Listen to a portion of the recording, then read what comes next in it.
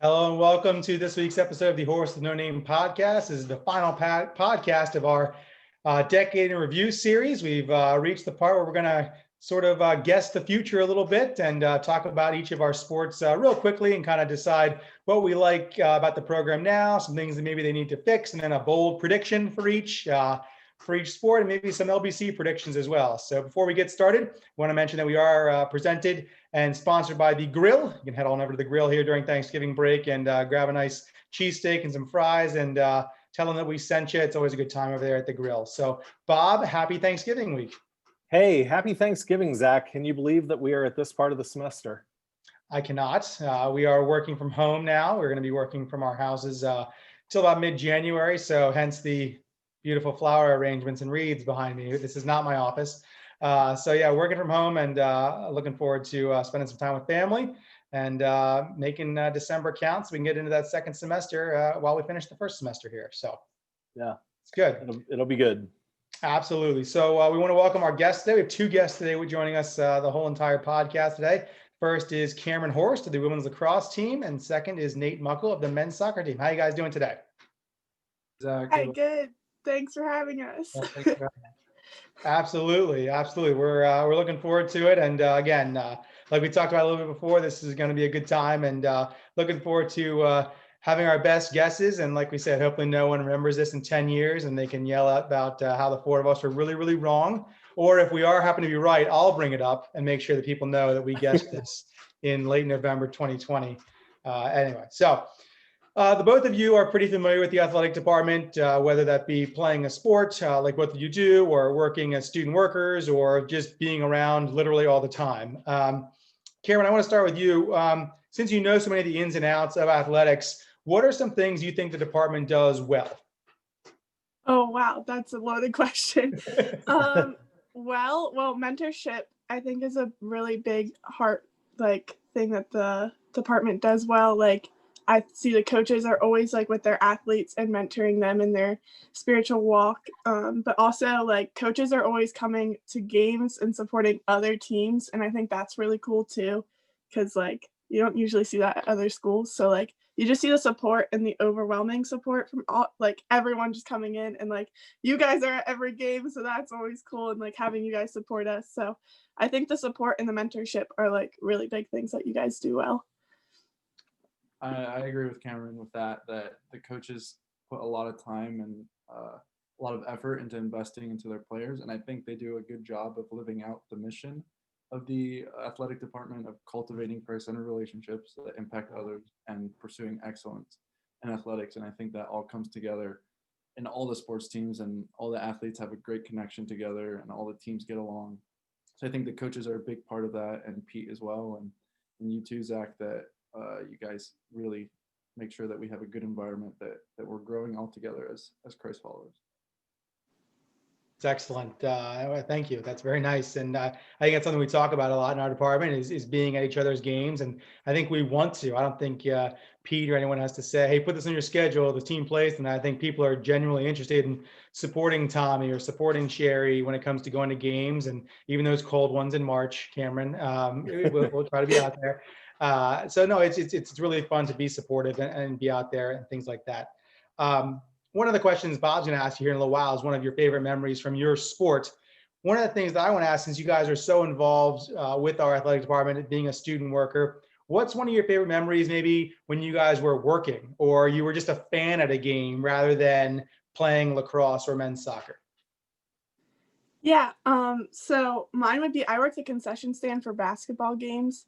So when we hosted the NEAC championships the one time and we won, that was just really cool to watch everyone celebrating on the court, and just the victory. I don't even know who was playing, but just being a part of that atmosphere was just a really cool experience, and being able to celebrate that while getting paid. Hey, that's my line. Well, ball running for the volleyball games was such a great experience. Me and Rusty had such a great time because it was so fun to watch, and they had such great games. I think when Rusty and I were ball running, I think our first semester, I think they only lost one set. while we were ball runners. So it was just a great environment, and it was kind of weird because we weren't sure if like, do we celebrate because we're working, or like how do we interact with each other and all that. But it was, I think all those games were so fun, especially last spring, even though it got cut short. The games that we could work at, I think their last game where they beat a ranked opponent, that was an incredible match. And it was just the fans always come out, they're super loud, and they always bring the energy to the men's volleyball team. One thing you and Rusty clearly did, though, was coordinate your outfits, and you did that quite well. We tried. We always put a lot of effort and time into thinking of creative outfits to just to distract the other team, basically. I say I would add a few inches to the shorts length, but other than that, yeah, it was distracting. That's for sure. So it's funny, Nate, that you mentioned not being able to decide whether you should cheer or try to be professional as can be as a student worker. Bob and I do the exact same thing when we're at games too. We have a hard time, staying quiet or not, because we know you guys so well and we know all the coaches so well. It's hard not to be. So my move was always to just pound the table when working the table with basketball, or hitting Bob in the back, because you can't see it on camera and you can't hear it necessarily. But I would, there was things like that. So we've developed our own kind of things to kind of be excited, but kind of stay on the professional side of things. Yeah, sometimes that hitting didn't always come at great moments, though, either. There were times of frustration, I believe. I have probably had a little too much oomph in some of the hitting on the shoulder. That's probably true. So again, that's either hit or say something, and I couldn't say anything, so I'm going to hit. So, so we've had a few guests this semester suggest that an NCAA national championship will happen in the future. We have teams that are, that can think that way. We have teams who want to think that way. We have teams that are recruiting that way, things like that. So my question to you is, do you agree? And if so, who will it be? And who is the closest currently? Yeah, that's right. That's right. Anybody going once, going twice? No. I think we'll probably say the same answer, to be honest. I figured you will, but that's okay. Go ahead. I think the closest is definitely men's volleyball, that at least currently. So I do see a national championship coming, at least within this decade, I would hope, for OBC. And obviously I would hope it would be men's soccer that would achieve that. But I think all the programs right now are building teams that will have a big impact on the athletic program for these next couple of years. And I can put my finger on one team that may stand out more than the other, but I know just personally, because I'm involved in the men's soccer team, that the coaches are recruiting really, really hard for next year and the year after that with incredible players. So I think we could have a chance at it. I know men's volleyball, I know that men's basketball is recruiting a lot, and with Coach Mack and the influence he's had on the program, I think they're set up for a successful couple years. Yeah, I would probably say men's volleyball too.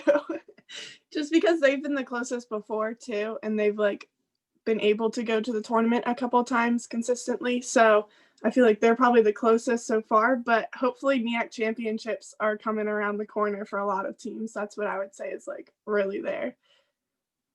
And men's volleyball also has an advantage because their national tournament's a lot smaller than all the other national tournaments, but they also are the only team, I think, that have won a national tournament game. So we do give them credit for that. That's so nice of you, Nate.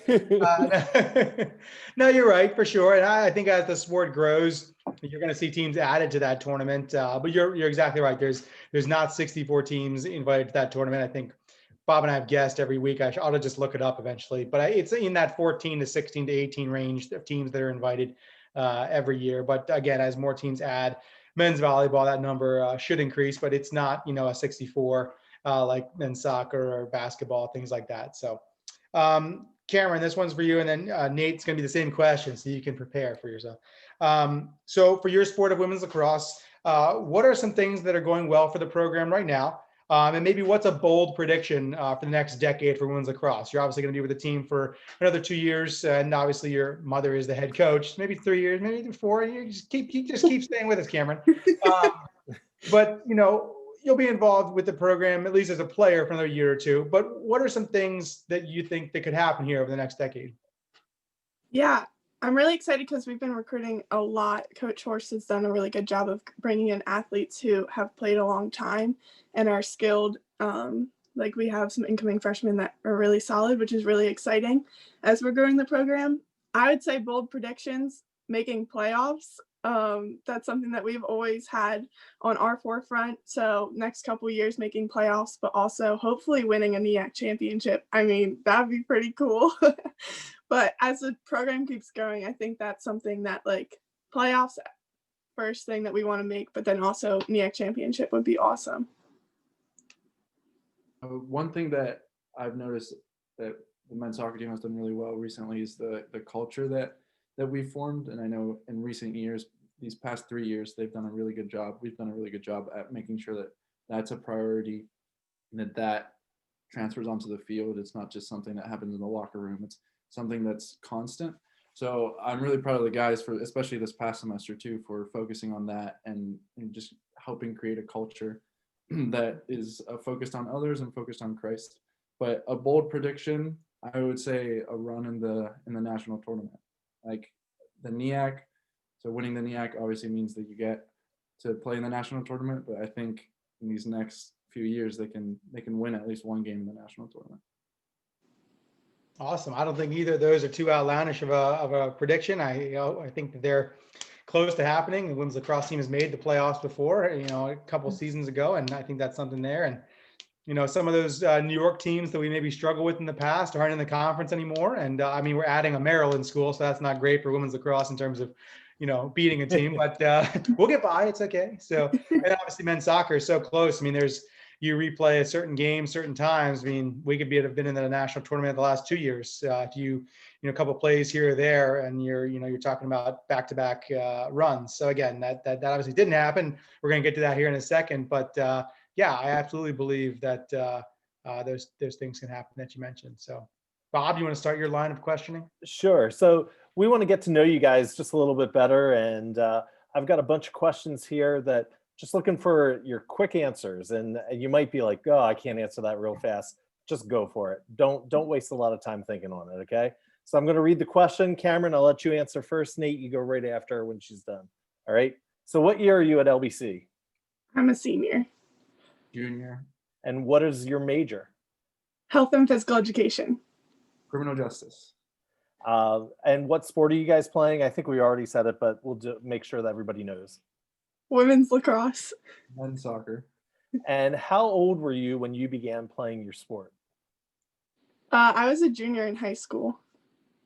I think I was 4 years old. If you could change one rule in your sport, what would it be? Oh my goodness. All the defensive rules. Handballs. Doesn't that take away the purpose of the sport a little bit? I think all the rules are pretty good. Well, I probably would change the overtime rules there for you guys when it goes to PKs, but whatever. Best place to get food after an away game? Olive Garden. After an away game, Chick-fil-A.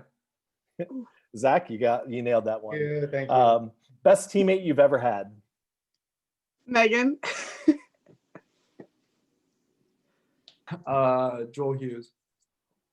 The most memorable game you've ever played in? Oh my goodness. Mine was probably when, I don't even remember who we were playing, but it was my first game back after the 2 injuries I had. So that was my most memorable. It's just getting back on the field. Yep. Cobble-Skill quarterfinal last year. Why, Nate? Because we scored 2 goals in 5 minutes, and it really shut up the crowd real quick.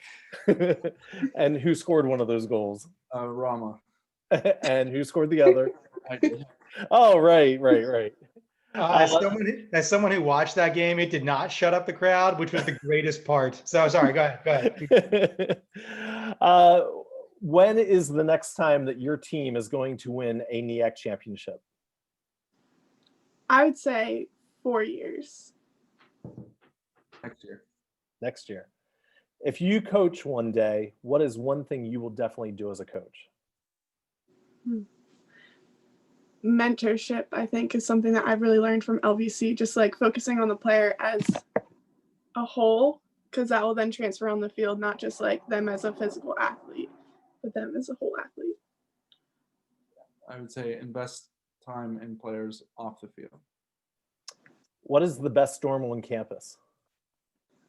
Peterson. I have to say East just because I lived there for 2 years. All right. What's the best class you've taken at LBC so far?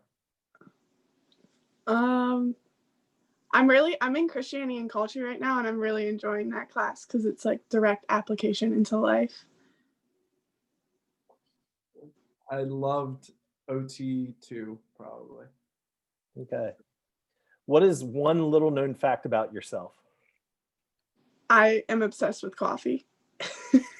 Okay. I have 2 nieces. And what is the best Thanksgiving side dish? Mashed potatoes. Definitely. Definitely. All right. Fair enough. Well, cool. Hopefully everybody got to know you guys just a little bit better. And yeah. Zach, what's your best Thanksgiving side dish? Oh, I'm a green bean casserole man myself. It's delicious. I've started to like onions like in general, but for the longest time, the only day of the year I ate onions were the crunchy ones that come in the container that you can't find in the store anywhere. But then they're always on the end cap. Anyway, but now I like onions, so I'll eat them. But yeah, green bean casserole for sure. Very good. What about you? Boy, we've done, maybe it wasn't Thanksgiving. It's probably not Thanksgiving, but we've had like a pineapple stuffing that is really good. And actually, candied sweet potatoes are just so good. It's probably just all the sugar and the marshmallows. It is, but that's there's a pineapple rice dish at the Chinese restaurant that we go to that Leslie really likes. So There we go. I know the pineapple thing makes sense. So Yeah, for sure. So yeah, we're going to go through each sport here, not very long. I don't want to, there's 19 of these things. So we're not going to bore everybody, but we're going to combine track and field and we're going to combine cross country. So that'll shorten the list here a little bit, but just run through these things again. It's the first thing will be things that we think need addressed or things that are, again, it's not to be critical. It's just something we're observing. Things that we like that need to keep happening. And then a bold prediction for the sport. Camryn and Nate mentioned a few for their sports, and we talked about men's volleyball quickly, and we'll get to them again here. But again, just something to kind of look to the future. We've had such a great time recapping, most of the time, recapping things over the past decade for each of these teams. So it'll be fun to kind of make up our own things now that we kind of are freed from the history books a bit. So looking forward to going through a few things. And Bob, we'll kind of just bounce off each other, and then we'll obviously keep Camryn and Nate here and see if they have anything, especially when we get to their sport or a sport that they're quite familiar with. So we're going to start with men's soccer like we have for the rest of these. Something that needs addressed. And again, this is not to be critical. So Nate, maybe earmuffs, I don't know, but just simply winning the big game. I think we've been so close. And it's great to say, hey, we played really well against the eventual NEAC champion, which we've done, I don't know, 4 or 5 times now throughout the decade. And we have, and that is definitely true. But after a while, hey, we played well against the eventual NEAC champion means that we're not the NEAC champion. So again, I think winning that big game, again, we talked last week, Bob, a lot about the men's volleyball team and our disappointment and their disappointment when we talked to Cole and Zeke about not winning or being able to play last week. I think that's true for men's soccer, too. I'm disappointed they didn't get to play this fall because I think winning the big game would have not been something to talk about anymore because they were going to win the big game. So again, it's easy to sit here in my dining room and say that on November 23rd or wherever we are. But at the same time, we'd shown we could play with Abington and beat them last year. We'd played with Pense Harrisburg for over 200 minutes of 2 games last year. Cuca on a neutral field. I think we're winning that game last year. So again, I think the schedule is favorable. I think that we got rid of some of those teams that we struggle with in the NEAC. So that's disappointing and a bit frustrating, obviously, not have this fall. And like Nate said earlier, once you get into the NCAA tournament, things can happen. Penn State Harrisburg showed us that last year, and it takes one win, and all of a sudden you're feeling good about yourself, and let's go ahead and win the next day. And before you know it, you're playing the second weekend and the third weekend, things like that. Now, are there good teams in men's soccer in Division III? Absolutely. Are there, once you get playing with the big boys who have D1 players who decided to play D3? Yep. But at the same time, we're going to get to that here in a second. We're starting to have some of those kids who, why aren't you playing D2 or D1? Well, I wanted to come here. I believe in Tommy, things like that. So I think there are lots of things going forward where you're going to see men's soccer play later into the year, and not because we're playing NCCAA playoffs. So Bob, what about you? What do you want to address? Well, and on top of that, we're not going to be playing in Florida like we've done for the last decade. Too many times we've gone on that trip and have come up just a little bit short. Even there, we haven't won the big game when we had opportunity to. But yeah, that's clearly one of the biggest things is winning the big game, and there is more depth than ever in men's soccer. You and I were able to watch their last scrimmage, and just watching them take on one another. A lot of good speed, a lot of good defense, just great opportunities. But it is getting over the hump. Harrisburg and Abington are going to be the teams to beat, but I hope Lancaster Bible College is the team to beat and can be the team to beat. I do believe that's going to happen, but we've got to do it both at home and away. And how that happens, when that happens, that's any day now. That really could be any time. Absolutely. And go ahead, Nate. Well, just to address what you talked about winning the game, I feel like we definitely struggled with that last year. Even when I was on the podcast with Keddy and Dylan and Tanner on the podcast, we were like, oh, we're focused on Abington. Oh, we can't wait to play Abington. And as we went on through the season, and as we lost key games and tied games that we shouldn't have tied, we kind of reflected on it, and we're like, we were too focused on like future games. Like we weren't present enough. So that's something that we kind of addressed in the off season and over the summer.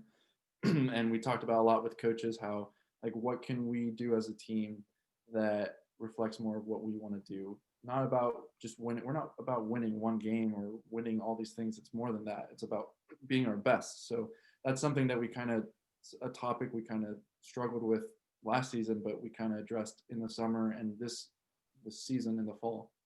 The focus is, how can we be our best every single day, every practice, every game? Let's focus on being our best, and that's when the results will come. Not focus on the results, but focus on the process. Yeah, you're right on. I think it's difficult. You not that you guys did this, but you're lifting weights with Abington's box score behind you, and you're staring at their logo and all this stuff, and that's certainly difficult not to do. And I think, because honestly, that probably did help you when you were playing Penn State Abington, and then you just couldn't reflect, on the other games. We talked last week. Zeke and Cole were just so excited to play Wells, and to have their season end a week before, it was devastating because they had to just sit there and stare at Wells all the year before as they went on into the NCAA tournament, things like that. So I think you're right. I think Bob mentioned us getting a chance to watch you guys play last week. It was awesome. At the same time, it was so frustrating because we didn't get to see you guys all on the same team. It's one thing to watch an inter-squad scrimmage. It was great, but I can't imagine the Clore boys together with Keddy up front, and that's before you get to Rusty and all the other guys who can score, and Chad, and you on the back end with some of the other defensive players, and Cheesem in the midfield, and all those guys. It's scary to think how good the team might have been, and to not be able to have that is frustrating. But again, we got to do a lot more things than a lot of teams did this fall, so you take solace in that and things like that. But I think it's there. I think you guys have just such a good mindset towards things. Coach Tom Hart's in the sweet spot of his coaching career right now in terms of being able to recruit and get the good guys to him, and at the same time still build that culture. The soccer is secondary, frankly, when he's recruiting them, but it just turns out, by the way, they're really, really good at soccer too. We've got a couple of programs now that are basically getting culture guys, but oh, by the way, we're really good at this thing too. So I think we're really excited to see what holds in the future there for men's soccer. Just real quick on things that are happening that we really like with men's soccer. It's a strong competitive schedule. Team plays good non-conference opponents, can play with them, beat them. That's really nice to see. I think in the past we struggled with some non-conference opponents and kind of were reliant on NEAC play to get a few wins. That's not the case, though we're still winning NEAC games as well. The roster is huge. There's tons of depth, as Bob mentioned. It's just a roster up and down where when injuries happen, and they will, you can plug in the next guy and you're kind of not missing much of a beat. Not that that first guy isn't valuable, he is, but at the same time, it's nice to be able to call in a freshman or sophomore and, kind of not really miss much. So that's pretty nice. A bold prediction, and Bob, you can give yours then too. I think we're winning a NEAC championship in a year to 3. Next year, St. Mary's of Maryland comes into the NEAC, so there'll be 9 teams. I'm not up to date on all of their sports yet, but I would imagine, coming from where they're coming from, it's a competitive program up and down. So there's no reason to think the men's soccer team isn't good. Harrisburg's always going to fill players just based on how they get some mid-pen high school players there because of where they are locally. Same with Abington, getting guys from Philadelphia and New Jersey. But at the same time, like I said, Tommy's recruiting, and it's not Christian schools, it's large public schools. Not that there's anything wrong with small Christian school guys coming to LBC, but I think we were heavily reliant on them in the beginning part of this decade, and now it's a big recruiting pool that he's dealing with. And then I think it's a team that can be reckoned with not only in the NEAC playoffs every year, but a team, like Nate said, that can win a game or two, and then let's see what the draw is in those final 16 teams, and let's see what that draw is in the final 8, and who knows. So another disappointing part about this year is not getting to see us play some of the teams that are on the schedule. When you have Messiah coming to your place, or maybe going to Messiah or going to FNM, whichever it was, playing Messiah and FNM on your schedule and getting to measure yourself, it's disappointing not be able to do that. Hopefully that's something that we can do in the year to come, or a couple of years from now down the road. So Bob, what about you? What are some things you'd like to see in the next decade? I would clearly echo everything that you said. I do think that NEAC championship is going to come very soon. And then on top of it, I don't think that the team is satisfied enough just to get to the tournament. I think they're going to win some games in the national tournament. That they've got to stay healthy, they got to stay driven, and they have to just continue to build on what they have. And it's great because not only will some of these guys never even have that opportunity or see it, but they are the base of this program. That foundation was laid in the last decade, and probably even before that. But particularly in this last decade, the foundation for the men's soccer program has been laid, and it's only growing stronger as we move forward here. So I do think, I would say in the next 1 to 5 years, we're getting into the tournament, and we're going to win a couple games, if not go fairly deep. But as long as Tommy continues scheduling some of those tough non-conference games, and I think what was great about that was they came to us and wanted Lancaster Bible in their schedule, which means there's a bit of respect there from our Lancaster County foes or the regional foes there, because not only was it F&M and Messiah, it was also E-Town, and all these programs have been way stronger than us for years. And now they're saying, this is a team we want to play because we want to grow as a team too. So that just means LBC is doing something pretty well. Absolutely. Nate, did we miss anything? No, I agree with everything you guys said. I just think one thing that will happen in the next 5 years, I think we'll be ranked throughout the season is my I know this past season it was a possibility with all the teams that we were playing. So I hope, and maybe next season or the season after that we can be a ranked team. Absolutely. I think that only helps the program and brings more recruits to the program and things like that when they can see success on the field as well. Women's soccer, I think there's a need for some more goal scorers. I think the team has been balanced. We talked about the past couple of years where there's been 13 to 15 or whatever players who've scored at least a goal or two, and that's fantastic, but eventually you need someone who's going to score 10 to 15 goals a year like we had in the earlier part of the decade, especially in women's soccer, where if you have a couple of good forwards, you can put the ball in the back of the net, you can separate yourself pretty quickly from a lot of the teams you're playing. We've played a lot of 1-0 and 2-1 games, things like that. When you can put a goal or two on the scoreboard in the first half, you're going to take a team out of the game pretty quickly there in the second half. So I think that's something that, again, these are all things we should preface this, Bob, with all the coaches we're going to talk about know all this stuff. This is not something we're grabbing out of thin air. I think some things that we like that are going well is, the team does have a good schedule. They have a big roster. They're adding depth. If they could get the injury bug the heck out of Lancaster, that would be nice. It's kind of hard to control that, but it would appear that bug is getting its fill with the women's soccer team. As when you think about the injury bug and stuff, one of the things that I think we're seeing some of like the men's programs do well, and Camryn, this is not a slight against any of the ladies teams at all.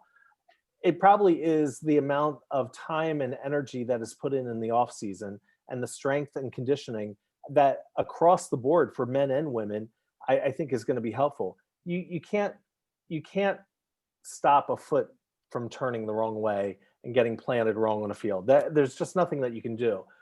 The recovery, though, is different when you're physically in shape, though, as well. Now, if it's a serious injury, and we saw some crazy injuries over the weekend in the NFL, and those guys are at the top of their game, you can't control that. But the more prep that our team's coming in, and I hope that women's soccer continues to put in so much energy like they have started to do in the off season so that they are just fully prepped. And like you said, not only is it getting the score, but it's also probably building that defense up and having some good defenders in the backfield to not only help, just really help the goalie out and keeping the ball out of the net. Absolutely. And I think Coach Long was, she was disappointed they couldn't play this year as well. She thought the team was pretty well-rounded on all three facets of the field. And I think that's something that we can be excited about for next year is most of those players coming back on next year's team. And a prediction, I think that they can be back in the NEAC championship in the next 3 to 5 years. I think that there's an avenue there. With the NEAC going from 12 to 8 to 9 teams, you're only going to have 4 or 5 playoff teams there. So, actually the window is actually getting a little smaller in terms of teams that makes the postseason. And, on the women's side, you have to deal with Penn State Berks. They pump new players out in every single year, and it's just a really, really good program. And our team has struggled to beat them most years since 2011-12. And so it's just a team you're going to have to kind of get over that hump with. We talked about that with Abington on the men's side. Harrisburg might have taken their spot right now for the time being, but it's just a team eventually you're going to have to play. You're going to have to play them. And so how do you play against them? So I think that's something that our women are going to have to deal with eventually. But for the time being, keep building that roster, depth there. I think there's a lot of good opportunities for them. Camryn, you played on the women's soccer team a few years ago, and you're obviously still pretty close with a lot of the players on the team. Any thoughts on what they've been doing in the past couple of years? Yeah, I think it's really exciting. I mean, I wish I could still play soccer, can't. But I think their culture has really been shifting, and I think it's exciting to watch that. And even throughout this semester, you could really see them working hard in the gym and working on their conditioning, even though their season technically isn't until next year. They're already in the gym working out and working on their skills and being committed to that, which I think is really cool. And that shows that hopefully they're building on that, and that will build into some playoff games, winning that first quarterfinal. I know they've been stuck up beating that quarterfinal game, but maybe winning some quarterfinal games and getting into that championship and winning a championship would be really cool. Absolutely. Bob, what are your prediction for you for women's soccer quick? Well, you talked about them getting a NEAC championship. Women's soccer was the first team at Lancaster Bible College to get to the national tournament. I do think in this next decade, I don't know if it's in 5 years or whatever, but I do think sometime in this next decade, they will get back to the national tournament. And I do think that they're not going to be satisfied enough without winning a game in the national tournament as well. All of it depends, just, what are they doing with their off-season time and how are they using it and using it well. So, yeah. Great. Women's volleyball, I think one of the things that needs addressed and is being addressed currently is adding depth. Head coach Julie Brubaker is already on the recruiting trail like crazy. She built a great program when she was at Philadelphia Biblical. Now Karen, no reason she can't do that again. Her and Jade are recruiting machines, and all the things that he's done well on the men's side, there is no reason to think that she can't build that On the women's side, I think being consistent through a full season, Bob, we've talked the past couple of weeks about the, fairly good years women's volleyball has had. It's just these rough patches that they hit occasionally where all of a sudden they lose 5 or 6 straight matches, and maybe there's a NEAC match thrown in there they didn't play very well. I think if they can consistently get through a season, it doesn't necessarily mean that they win every single match, obviously, but are you playing well in the matches that you do lose? I think our 2018 team did that. They, were 21-9, but those 9 losses were pretty competitive for the most part. I think there's something there that they can address for sure. They're going to get over the hump. This has been the most consistent team with playoffs and getting there every year, but they've not ever gotten over the hump of winning that NEAC championship. So that's their next step, and I do think that will happen. Jade and Julie, like you said, they are coaching behemoths in that sport, and I can't imagine that not happening with women's volleyball. Yep. I think their schedule's strong. They've always been good defensively. Every year we've talked about them. It's been a good defensive team. The years they've had good offense have been the years they've been good. So stepping that up as well. Going a prediction over the next couple of years, I think they can win the NEAC for sure. Morrisville State's still with us in the NEAC, and they're always a really good team. And the Penn State schools typically have good programs as well. But I think there's no reason they can't be a consistently top 3 team in the NEAC and figure out a way to win a couple of those as well. And again, women's volleyball is a pretty big field in the NCAA tournament, and you run into some good teams with some tall players pretty quickly when you get to the NCAA tournament. But again, as scrappy as we've always been, I think that would lend itself well on a national type of level. And again, we'll see. I wouldn't put anything past Coach Brubaker and some of the people that are involved with that program who help out. Again, Caitlin and Miranda on her staff as well. I think there's a lot of upside to women's volleyball. I think that's probably a team when we do this in 10 years again, if it's you and I, Bob. Yeah. Whoever does this in 10 years, good luck. But whoever does this, again, I think they're going to talk a lot about women's volleyball here in the early part of the decade coming up. Yeah, there's no doubt about it. The other thing that's only going to help is Julie's been around that program as an assistant coach for a number of years now. So the transition from one coach to another coach is only going to hopefully keep them moving in the right direction. But then having that consistency and coaching is just key in all these sports. So I do think they're setting themselves up to do something pretty special. Moving to field hockey, I think keep building the roster. Coach Elliott's doing a great job of that even this year through a pandemic, building that roster, bringing new student athletes in. The foundation's there. I think that she's pretty excited about what's coming and what they can do. There's been a lot of positive steps. If this is where you told me we're going to be in year 3 and not even get to play year 3, I'd be pretty excited 3 years ago if you told me this is where the field hockey team was going to be for sure. I think the schedule's good. I think that they need some good, same skilled players. I think right now we have tiers of players who these are the really good players. These are the student athletes that are solid, or maybe these are student athletes that are they like field hockey, so they're going to give it a try. I think we're still in that let's give it a try phase a little bit with some of our players, but as we get through that, and those players are productive and have been good for us the first 2 years for sure. That's not to say anything against that, but I think when we start getting some players like that, if we start playing some teams that are on our skill level, getting some wins against teams like that, that's only going to help our field hockey program. And, just going ahead quickly, some predictions. I think this is a top 3 team in the CSAC coming up.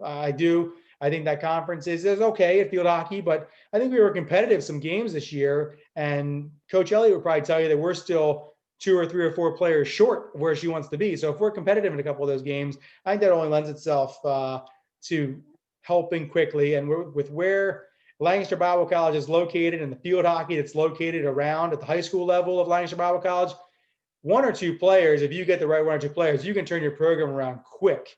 And so if she's able to land those players, I think she's excited about potentially landing some of those players.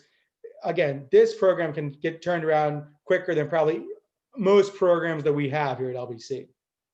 Well, and Becky has so many connections at the high school level, coming from being a high school math teacher and being around high school field hockey. She knows what it's like. I know that She had previously was coaching at the college level, but when you're around field hockey, you know the ins and outs of it. And like you said, Lancaster County is just a hotbed for players. So this team has, like, I think they're only going to get stronger, and they are only going to get better. And hopefully, I know you know the rules way better than I do, but I am learning field hockey rules faster than ever. And it's become a pretty exciting sport. It is a crazy sport. I mean, a bunch of ladies out there with sticks and a hard little ball. It's pretty rough, and it's pretty cool to watch. So I hope people will get behind this team, and we're going to see some good things from them. I like that the games are only an hour and a half, unlike women's lacrosse where they're 3.5 hours long half the time. But Camryn, your thoughts? No, I'm just kidding. So the last fall sport, we're going to combine cross countries. I think for both, I think obviously the need for more runners. You can never have too many runners when you're talking about cross country, especially in terms of injuries that crop up and things like that. We've had success, honestly, the past couple of years in both of our cross country programs, but we've relied pretty heavily on 5 or 6 runners. That's a hard thing to maintain when you have injuries, or when you when you run against a good program and they've got the same amount of runners. All of a sudden you've got to go, kind of one-on-one. And, if you don't have to do that, that's nice. Most solid D3 programs, in my estimation, 10 to 15 runners is something that's pretty normal, so that, you might have 7 runners who are really, really good. And now you don't have to worry about that 7th and 6th place runner because we don't need them, but it's still great to have them out there, especially in practice, things like that. We've had actually some pretty good top 10 runners, whether it be the Crow brothers or Ebenezer Abebe, Judith Breeze, Olivia Gard, Sammy Stoner a couple years back. There's good runners here. Just, again, adding that depth and see where we can go in terms of the top talents. I think that both teams can be pretty good programs in the NEAC. The men won just 2 years ago. And again, SUNY Cobleskill, SUNY Poly were the other great teams in the NEAC. They're not in the NEAC anymore. So I think it's wide open in terms of cross country. And I think it's something we can figure out. We don't have a head coach currently. The track and field head coach, Melissa Bachman, kind of took that over for the fall. I know that we're going to start searching for one here pretty soon. So it'll be interesting to see who we bring in. And if they can have an attention to detail like our past couple of coaches, there's no reason that program can't be high level again. The biggest advantage that cross country has right now is the addition of track and field in the last year. And that is only going to help both programs, because now we're not just running in the fall, we're running in the fall, the winter, the spring. Distance is a unique person that just thoroughly enjoys running. So, cross country is very different than track for sure, but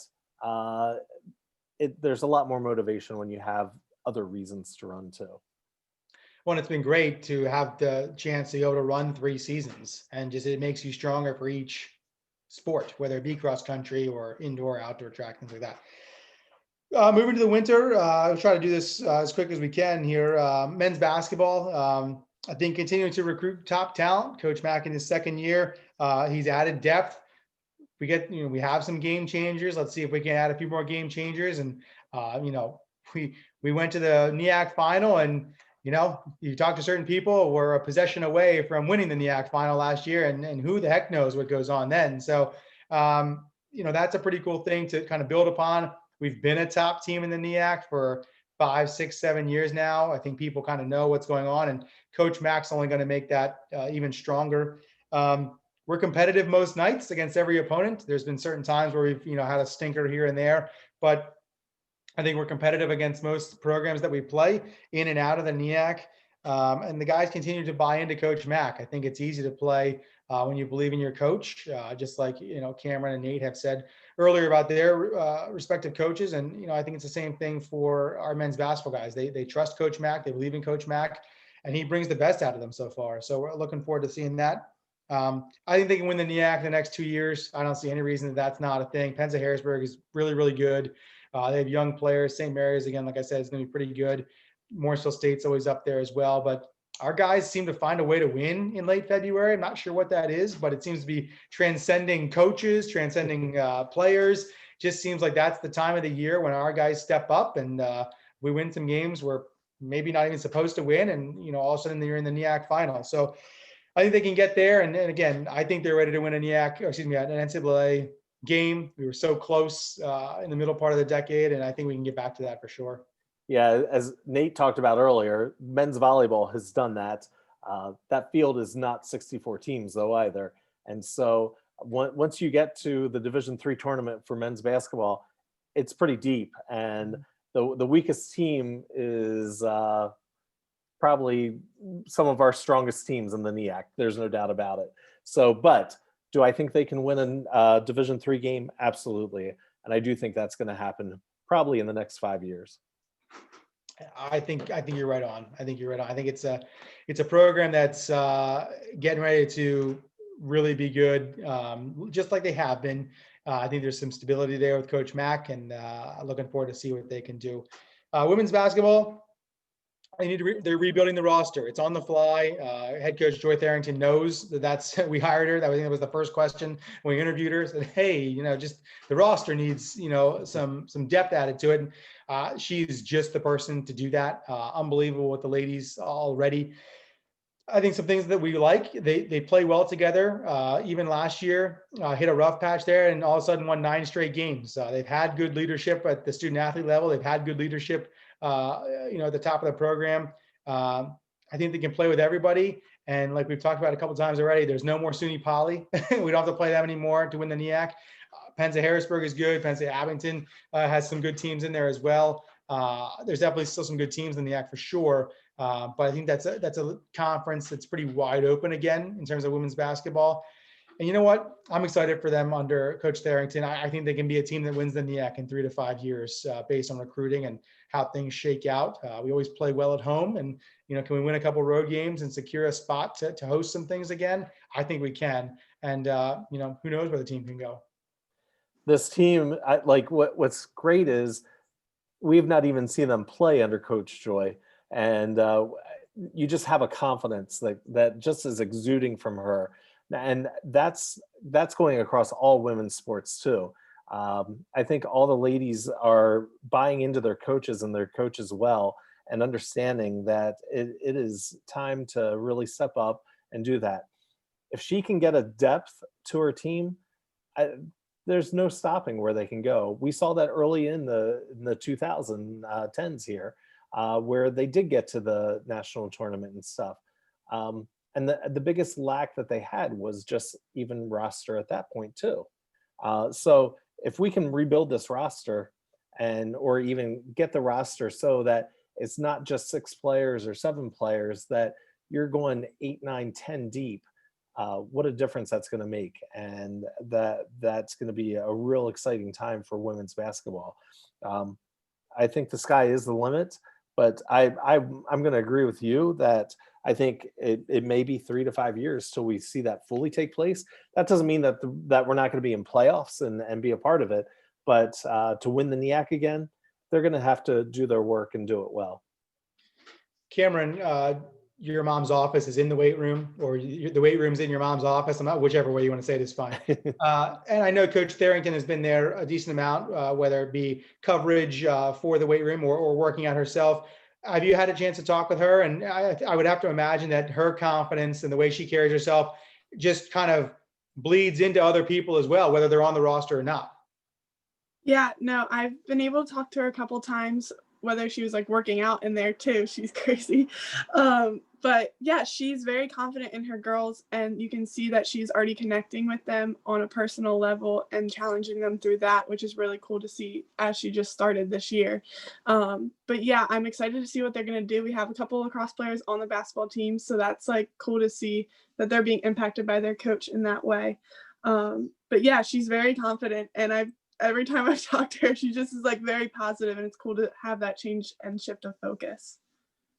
I think it's great. You can already tell some of the women's basketball players are different this year in terms of how they carry themselves, their confidence in themselves. And you know what? I'm kind of talking about basketball. I'm kind of not. Like, they just seem like they're in a better place in terms of wanting to play the game, but also understanding that the game's just kind of one part of what they do and not the end all of what they do. I think that's a shift a little bit. And it's exciting to see. And I think more of our student athletes can have that mentality, the better. Nate, I think that's something that has happened. Just to pause here quickly. I think, and maybe when you came in, I'm not sure, maybe when you were being recruited here, I think the soccer players thought that soccer was 24/7, beginning, middle, and end of what I'm doing here. And that's it. Talk about how that shift happens. Is that Coach Art? Is that the guys? How does that happen? I think a lot had to do with the leadership my freshman year. So we had people like Joel and Dan and Caleb and Tony that helped us like shift our focus away from soccer, not in a negative way, but in a very positive way of like, who are we as people, and who are we as leaders of this team, and who are we as Christ followers. And I know the retreats were really helpful for that, where we were able to be vulnerable with each other, and especially in the spring too, that was really fundamental for us as a program and as a team to just develop our identity away from soccer and something that it's going to last forever in the Word of God and in Christ. So I think the leadership, Coach Tommy as well, but the leaders, the captains on the team really helped with that. That's awesome. I think that's a shift that we've had in the past couple of years that, Bob, maybe you and I didn't get a chance to talk about as we were recapping the years, just because it's sort of a overarching theme more than something that happened specifically in a certain year. But, just because you strike out to end the game does not mean that you're less of a person. I think that's something that maybe we thought earlier in the decade. Probably wasn't good then. It's certainly not good to look back on either. But there is more to it. And just go back to the dugout. It's really okay. I mean, obviously we're disappointed, but it's really not that big of a deal, to be honest. And you're going to be done here in 4 years, and we don't have a lot of professional players roaming the streets. So, there's a lot more to it than what your sport is. And I think that's something that I've definitely seen out of the women's basketball players in just one short semester. Yeah, for sure. If you follow women's basketball on social media at all, like there is just an air of confidence that's coming across from them. Whatever Joy did with the bricks and the thing to say, hey, this is our foundation that we're building on, I loved it. And it was great to see. But even to go back to what you just said too, Jacob Shank said that, and Tyler said that about baseball. JJ was really good about talking to the guys when they had bad at bats and just saying, hey, that's okay. Mistakes are going to happen and bad at bats are going to take place. Just let's keep working at it together. And I love that the captains on the teams are even owning their roles bigger than they've ever done before, and making sure that all their players know that, number one, they're valued, and number two, they're in it together. So it's pretty cool to see that taking place across the board. Yeah, right on. Moving to men's volleyball, I think their biggest thing that needs addressed is they need to, win some big matches more consistently. I think we saw that at the end of last year where they beat Juniata and Stevens, then Rutgers Newark right in a row. I think it's what made the end of the season so disappointing that we couldn't play, is that they finally were doing this thing where can you beat a team that's just like you, maybe a little bit better? Can you beat them? Yes. Now, can we do that going forward? I think so. But again, it would be nice to have more of a track record in that for sure. They have great players. There's great coaching. They can play with anybody. Again, unless Springfield is the team across from you, I don't know that we're underdogs against very many teams anymore. And that's an insane thought to have, considering where we were 5 years ago, which we've already talked about. But nevertheless, it's just amazing to think that. Bold prediction. I'm not even sure how bold it is, but I think there's a scenario in which we play in the national championship title match soon. I don't know when. Maybe it'll never happen. I have no idea, but it won't be because we don't have a large amount of talent and really good coaching and really good guys. It's the same thing Nate was just talking about with men's soccer. Yeah, they're really, really good at volleyball, but that is not who they are. Go back and listen to our podcast with Cole and Zeke. We talk about volleyball. You can tell that they're not talking about volleyball some of the time. It's just so much more than that. And they have so much fun together. And I think that's something we've seen over the course of this project, Bob, is that when we talk about teams that like one another and have fun and are enjoying themselves, the winning sort of just kind of comes alongside of it. Again, you have to have some talent to win some of these games that we're talking about, but if you can do it when you're having fun, you might even win a game that you're not supposed to, because you just, hey, we're having fun with our guys or our ladies or whatever it is. So I think the men's volleyball team is really close, just like, we kind of talked about earlier here in the podcast, that I think they are close. And, it's hard to say here, like, they're going to win a national championship. That sounds ridiculous when you say it out loud, frankly. But, I think that that's something that isn't as far-fetched as we think it is. So I'm going to be so excited for the day that happens. I think all of us are going to be like, wait, Lancaster Bible College national champion in NCAA Division III. That, yes, we have a national title with men's basketball in the NCCAA. That's awesome. I mean, they had to play the games, they had to win and everything. There's just something different though when it's coming from like 200-300 teams, and it's not just Christian schools that you're playing against and everything. So it's pretty incredible. I want to just echo the one thing that you just said there, Zach, about the teams and how much they enjoy playing together. I was talking to the dad of a student that's being recruited by LBC right now for athletics, and he was telling me that that the student is really looking to be going to not Lancaster Bible College, but probably to one of our competitors and stuff. And what's interesting though is after the recruiting visit, that all changed, because all of a sudden the warmth that was felt around the team, the camaraderie, just the laughter, but then even the spiritual side of things is making such the difference that yes, we are competitive. Yes, we're in the mix for everything. And I didn't think that I was going to like the school as much as I did. The people are what's making the school. And that's what's incredible about everything that's going on. And then not only is it the people, but then the success is happening because of that as well. So that's really exciting. yeah. Yeah, I think we always talk about bringing recruits on campus. There's something that happens when they come on campus that this mystical thing, or it just. But again, it's the people. They meet these coaches, they meet these current student athletes, and it's hard not to. I couldn't think of a team that I would say, keep them away from them, if you could during the visit. I don't think that exists. I really don't. I mean, anywhere on campus, let alone in the athletic department. So it's a really fun program to be around, top to bottom, all these teams we're talking about. So Yep. Indoor outdoor track, just real quick, I think keep building on the depth. Coach Bachman's recruiting like crazy. I can't imagine recruiting for track and field. You could be talking to a sprinter one day and then have a pole vaulter on line 3. Like, who knows how you're supposed to talk to each of these people, but she does a great job. Keep getting strong through all these events, both the track and the field events. I kind of thought that we would be really good at distance to start because of having cross country. It turns out the sprinters were our best guys last year. So you're already seeing where we can be pretty well-rounded pretty quickly.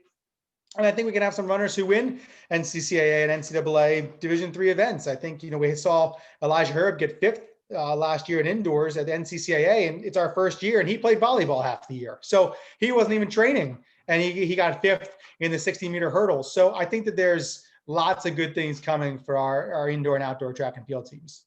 Well, some of the other names like Eric Zimmerman too, and Trey, these guys are strong. And then when Melissa's saying, oh, by the way, I've got the equivalent of those guys in female runners now, it's pretty incredible. It's funny, like you're talking about, talking to pole vaulters and sprinters and long distance.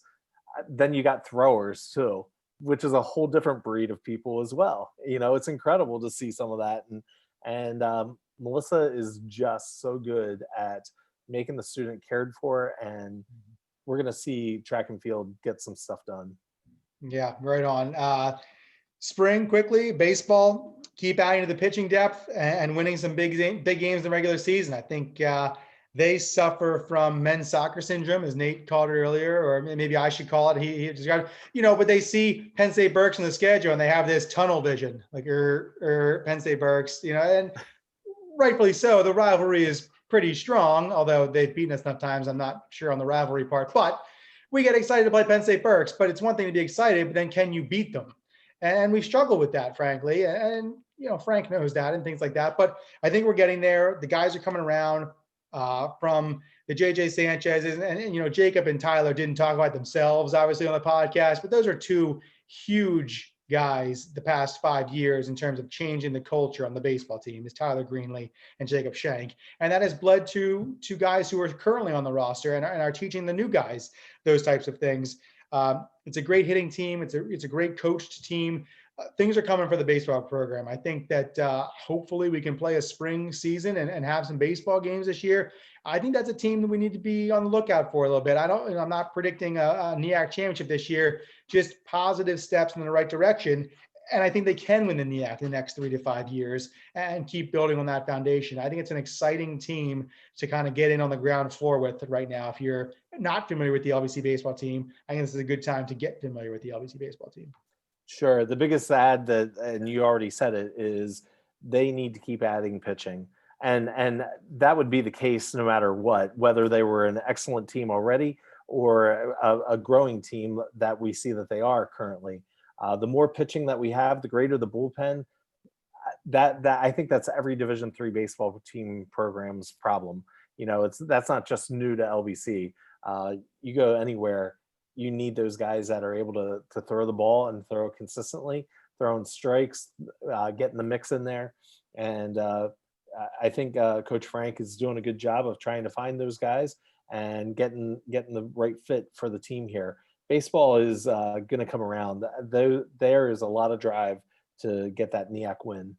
Yeah, and it's hard, you know, because if a guy can throw 90, he's not playing Division III baseball. He's a Division I recruit, and so that's difficult. And even when, you know, let's say they throw 85 and they start throwing 90 at LBC, they're going to transfer. Like it's okay. They should. I mean, maybe not. I don't know. But it's the same thing. You know, Camryn, you have the same thing. Women's lacrosse. If there's a really, really good women's lacrosse high schooler, she's going to play Division I. There's not enough. There's still Division I is still small enough that, you know, that they're finding those players. You know, your mom goes through with recruiting. Hey, you're a really good player. Yeah, I know. Duke told me. Like, you know, whatever. So it's the same kind of thing with, hey, you can throw 90. I know. You know, they all told me that when I was at the showcase in Florida last week. Like, oh, great, thanks. Well, this has been fun. So I think Frank does a good job of finding players, and it doesn't help that it's 190 feet to dead center at our baseball field or something like that. But, you know, it's 310. Anyway, it is difficult for sure for you know, someone recruiting with pitching and things like that. But I think the team's going to come around here really, really soon, and it's going to be a pretty competitive team going forward. This softball team, you know, keep adding players, depth to the roster for sure. I think they play together. They play hard. I think it's a team that does play hard every single time they go out onto the field. And, you know, I think they can make the NEAC playoffs here in the next couple of seasons, keep bringing some players in. Again, this is one of those sports where going to 4 playoff teams is not overly helpful because of how strong the NEAC actually is in softball with the Penn State schools, Penn College, even Gallaudet has a pretty good team as well. It's difficult. So you're gonna have to beat some good teams in the regular season to advance to the NEAC playoffs. I think that's something that we can do again in the next couple of years and keep adding that depth for sure.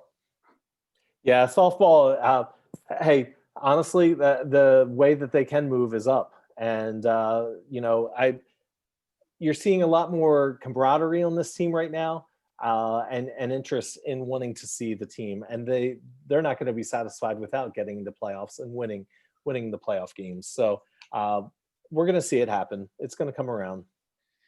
Women's lacrosse, I think same thing we talked about is adding some depth and adding some forwards who can put the ball in the back of the net on a consistent basis. I think we've seen that sprinkled in throughout the past decade where we've had 2 and 3 good forwards and maybe we were lacking in the midfield, or we'd have good midfielders, we were lacking on the forward side or the defensive side. I think putting those 3 facets of the field together is something that Coach Horst is really working towards. I think they're getting there for sure. So, you know, you can put those 3 pieces together and you're going to have a pretty good team.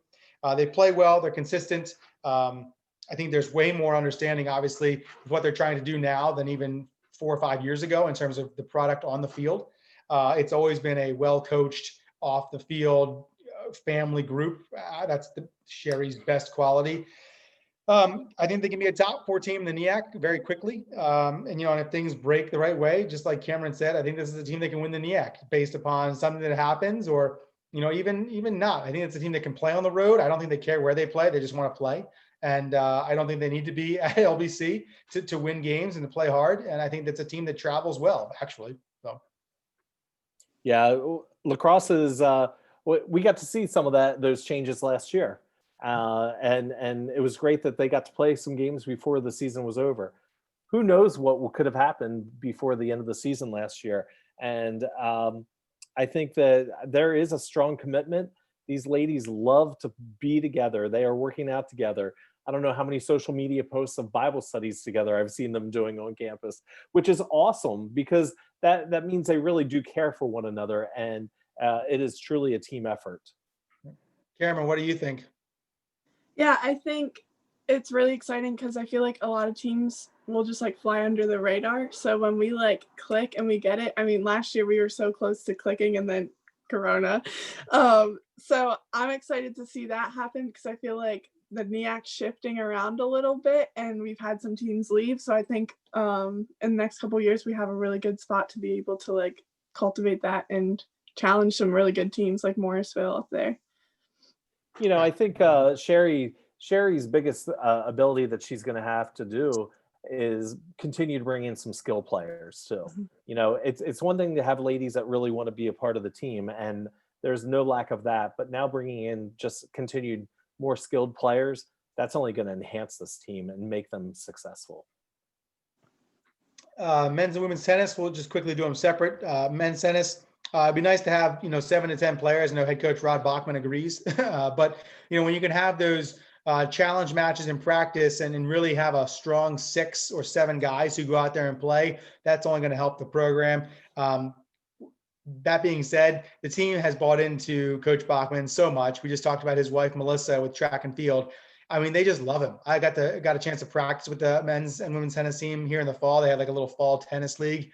It's like a riot. It's great. It's so fun out there with them, and he just walks around and shoots the breeze with everybody, and they love it and gives a little pointer here and there, and they just soak it right in. And they've all taken on his mentality. We joke about that in the athletic department that kind of like owners look like their dogs eventually. Well, this is kind of like a type of thing where our student athletes take on their coach's personality, the good parts and the bad parts.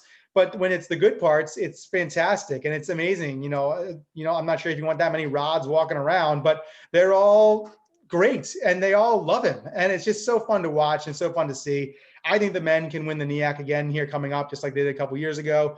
I think we could have an individual winner win a flight one.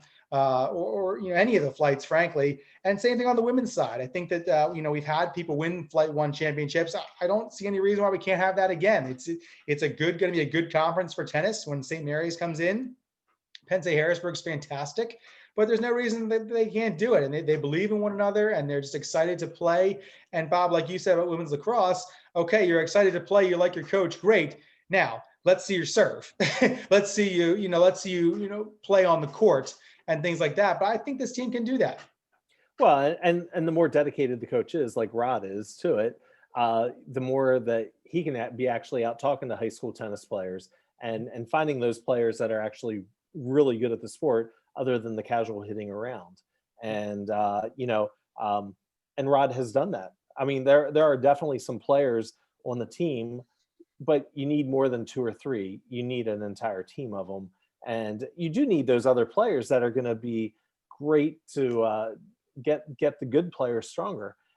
It takes everybody to do that and everything. So, and Rod's the guy. I mean, he is.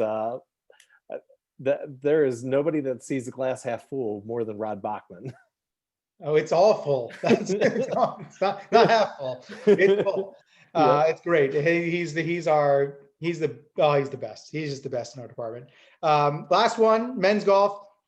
Keep recruiting some guys to come play, and even women's golf too. Just keep recruiting players, and let's get a foundation here. And let's get some guys who can shoot in the 70s, and let's see what happens. The NEAC golf is actually pretty good, but can our guys go to a tournament and win a team tournament? Can we have guys who can shoot high 70s, mid 70s on a good day, upper, low 80s?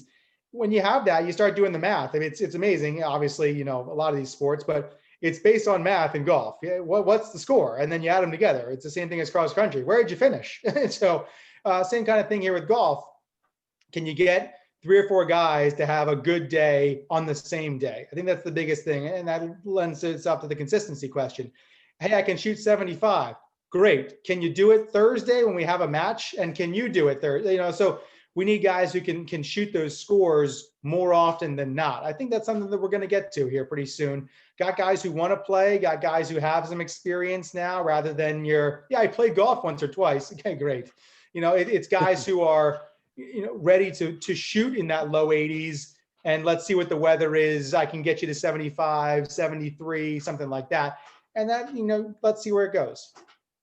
Yeah, golf is at one of those spots that the only way to go is truly up, and there is opportunity there. So it is going to take recruiting. It's going to take just opportunity, great commitment. We've seen that with soccer, basketball, baseball, where guys are bought into it fully and completely. Golf is going to have to do that too, and you're going to see that. I mean, you watch the professional golfers, this is all they do day in and day out. And it's a greater challenge when you're in college and all that and everything. But I think it's a good start. I'm excited to see where it can hopefully go. Yep. And we've got a great course to play out at Beck Creek, and they're really nice to us. And it should be a good building program here the next couple of years. The last two things, and these are just still guesses. We're still doing guesses. So before anybody says, hey, I heard on the podcast, no. These are all still guesses. This is not happening. Everybody just calm down. So some future sports, some sports that Bob, you and I, and we'll get Camryn and Nate back in here too. Some sports that either you'd like to see added or you think that LBC is ready to add. So you can go first, Bob. Well, I think, yeah, all of these are crazy in many ways. Probably one of the easier ones to possibly add would be a wrestling program. I think that there's opportunity there for that to take place. Way back in the day, LBC actually did have some wrestlers. Yeah, I know you and I have looked at the history a little bit. So to see that take place, I think that would be easy. We have women's lacrosse. I know there's always that conversation of what does men's lacrosse look like, and that is a tough sport to add. There's men's lacrosse players are of a unique kind and breed, and that would be interesting. I don't know how many times I get asked this question though. What about football at Lancaster Bible College? Boy, Liberty, they are doing something amazing at the D1 level there, aren't they? It's pretty incredible to see, but Liberty also has 10,000 students to pull from and on their campus. So we'll see about that. And Zach, just for kicks and giggles, adding fencing could sure be a fun program to add. I know other schools have fencing and everything, but anyway, we'll see. Sure. Let's do it. Of all the ones you just said, I'm in for the fencing. I'll brush up on my scoring in fencing, but that's fine. Yeah, how does Stat Crew work at that? Yeah, I don't know that there's a stat crew for that. Sorry. Nate, what about you? Just because I was gonna say wrestling, but maybe a swim team. We'll get a little pool action, and then just so everyone else can use the pool too, not just. And then water polo, and maybe archery. That's a good one, actually. Archery is pretty popular around here, actually. I don't know on the recruiting aspect of it, but I don't know that that's as much of a stretch as we think it is. So, Camryn, what about you? I mean, because I'm a women's lacrosse player, men's lacrosse would be pretty cool to watch and have a part of it. I know it's hard to get, but it'd still be pretty cool to have someone that understands the sport just as much as we do. But also, I was thinking swimming too, because it'd just be nice. But I don't know with LBC and all those rules how that would work. Yeah, no, I really don't know either, frankly. And you're on the wrong podcast for that discussion. No, I think that all those are good. I mean, they're great ideas. I think that we've had discussions. I'll deflate all these balloons for you really quick. We've had the men's lacrosse discussion. I think it's still a discussion. Swimming and diving has been discussed. I don't know what that looks like in the future. I don't know if we're getting a natatorium. I think there's a few things in front of that on the list of things to get at LBC personally, but that's okay. I think wrestling would be, at some point, you have to have that discussion. Just again, like the field hockey discussion, it's a pretty rich area in terms of high school wrestling. The recruiting talent is nearby. There is D3 wrestling. There are other schools that have it. I don't know that we've talked about fencing before, but I'm in for that. I think that there's good ideas. I think that we do a lot of things well. I know, again, we've talked about esports. Again, we can and talk about, that's not a traditional sport. We're not handing out Letterman's jackets at this point, but we've had that discussion. You can play it anywhere. I think that's going to be a big thing going forward, is where can you play it? The turf field lends itself to adding men's lacrosse. I think that's why everyone looks at the turf field and says, well, do you have men's lacrosse? No, not yet. We're discussing it. That looks like another athletic trainer. That looks like 30 more men's players. Can you get that to LBC? That's something that we would need to talk to someone when we're interviewing as a coach. That's something that if the right person comes along and wants to do that, I think that's something that we would have a more serious discussion about for sure. Yeah, it is men's lacrosse. So that leads us into overall predictions of what LBC might do in terms of athletics, whether it be facilities or teams or the amount of student athletes. And you guys mentioned, swimming and diving. Does that mean we need to have a pool on campus? Maybe, probably. That's on there. For me, I think that because we do have track and field, I think that a track on campus is something that will happen in the next decade. Again, I don't know anything about that. No one has talked about us having a track. Just hush. Let me talk about things I think might happen. I think it makes sense when you have an indoor and outdoor track team, and 20%, 25% of your sports are track and field, that you probably ought to have one. Right now we go down to Lancaster Catholic or go to Manheim Township, and that's fine. It'd be nice to have a track on campus. A new baseball field, again, you joke around, but it's not good. The dead center is 325, 330. That's not good. I mean, it's great for 14, 12 games. Fine, great. But it's not great in terms of, trying to reputable program that's trying to do a few things, and you can host high school stuff if you have a nice facility and things like that. I think that's something. Tennis facility, we have 4 new redone courts. They're great. But in order to host dual matches, you probably need 6 courts, 8 courts, 10 courts would be great. I think that's in the future. Obviously finishing the Donald H. Funk Field project. Phase 2 is coming along. We're raising money for that to put in some nice bleachers, stands, press box, essentially a little concourse, things like that. That's actually going to happen in the next couple of years at LBC. Right now, we have about over 300 student athletes. I don't think there's any reason we can't get to 400. That's even if we don't add sports. You're going to add depth to these sports. You're going to start adding players. And I think that's something that our coaches are ready to do. Absolutely. You might see more JV programs for some of our sports as well. And obviously to keep adding on women's golf and keep adding on a couple of these other sports that are, that need players in terms of depth and things like that. I think that's something that we're going to do. And it's an exciting time. I have no idea if we're going to add any of these things, but it's something that we can certainly look forward to and hope for. Bob, what about you? Anything that I left off? Well, I think go back to our previous president, and one of the ideas that he had laid out was if you're adding a new track, you're going to add probably another turf field at the same time for the infield and everything that takes place there. And so with that, one of the ideas was a new sports complex or a field house that we're adding team rooms, probably more than one floor to be playing on, so that when you have so many teams, you can have multiple practices happening at the same times. Right now, we're really limited on practice times. You can only have one team in the gym at a time. And then if it's raining, now in the spring, it's a bigger challenge fully. So there's been ideas and talks of what does a sports complex, a field house, and a track and field, and another turf field all look like all together. There's plenty of room for growth at the college. All this takes money, and that's the biggest challenge in all these things. But with how the program has grown, and I believe can continue to grow, I think that many of the things that have been mentioned are very much a reality. I think you go back to your Taylor Dooley's talking about like a turf field. Oh yeah, that's going to happen before you graduate. Well, he graduated, and it still took another 5 years after he graduated until that took place. So do I think any of these can happen in the next 10 years? Absolutely. I really do think some of that will take place. Let's get beyond a virus and a pandemic, and let's get back to doing life the way that we're supposed to and seeing athletics move forward.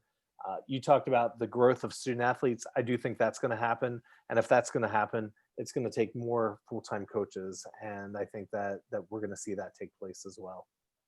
Yeah, absolutely. Camryn, real quick, what do you think? Anything you'd like to see built real quickly with all this fake money we're throwing around?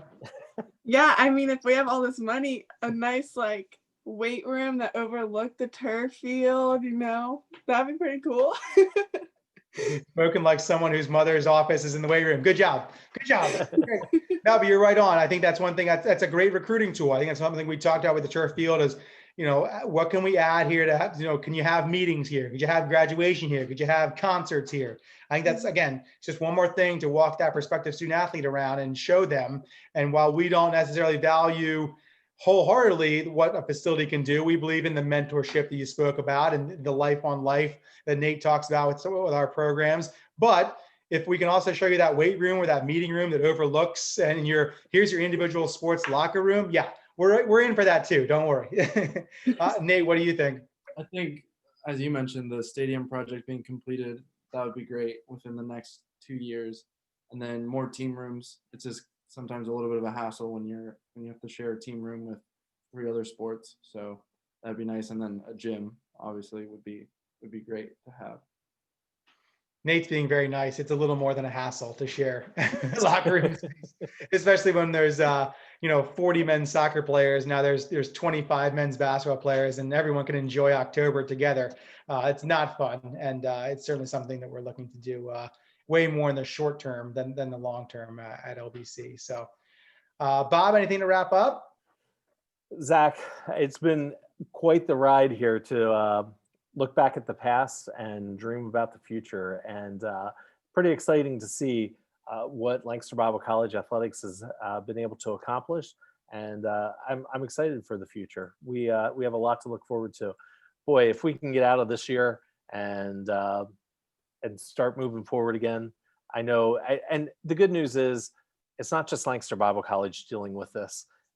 Every student athlete across the United States is having to deal with coronavirus and pandemic and the challenges that come with it. So I'm glad that we're not in this alone. I personally feel bad for students like Nate and Camryn.